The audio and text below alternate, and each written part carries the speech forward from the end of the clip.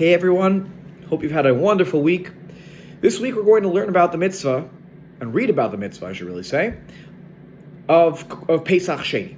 Pesach Sheni is a second opportunity to bring the special Korban Pesach if a person was in a state of ritual impurity the first time around on Erev Pesach on the 14th of Nisan. So a month later, on the 14th of Iyar, they would have an opportunity to bring a makeup Korban Pesach. This law is learned in a very interesting way. It actually stems from a story. There were Jews in the desert who wanted to perform the mitzvah of Korban Pesach, and who went to Moshe, and they said to Moshe, "Lama nigara levilti hikriv et Korban Hashem b'moado." Why should we be, why should we not have this opportunity? Why are we being deprived? That's the right word. Why are we being deprived of this opportunity to bring the Korban to Hashem at its right time? Like, we want to do this mitzvah. We were doing the mitzvah of taking care of a dead body, and became tamei in the process. And now we don't get to participate in this mitzvah because we were doing something else that was a really beautiful mitzvah.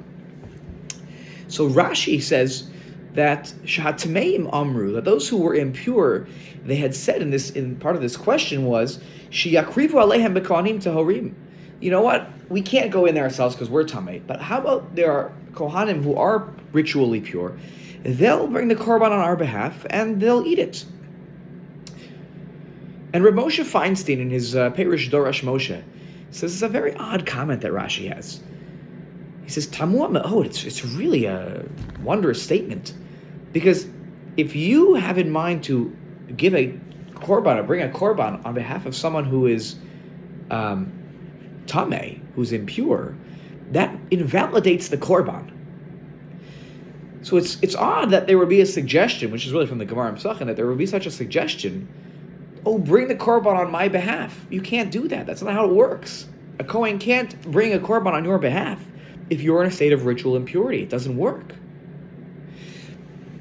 So Rav Moshe Feinstein explains this line that Rashi quotes in a different way. He says that what they were trying to say is that we want to be able to, in some way, feel connected to this mitzvah. We know we can't do the mitzvah, but we want to feel some connection. So they're wondering, can the Kohanim, can they do something? And just like, they'll keep me in mind that I'm trying to participate in any way that I can. And while the answer, of course, is, well, no, it doesn't count, the attitude of those who ask this question, according to Rav Moshe Feinstein, shows their love of mitzvot, their love of connecting to God in any way that they can.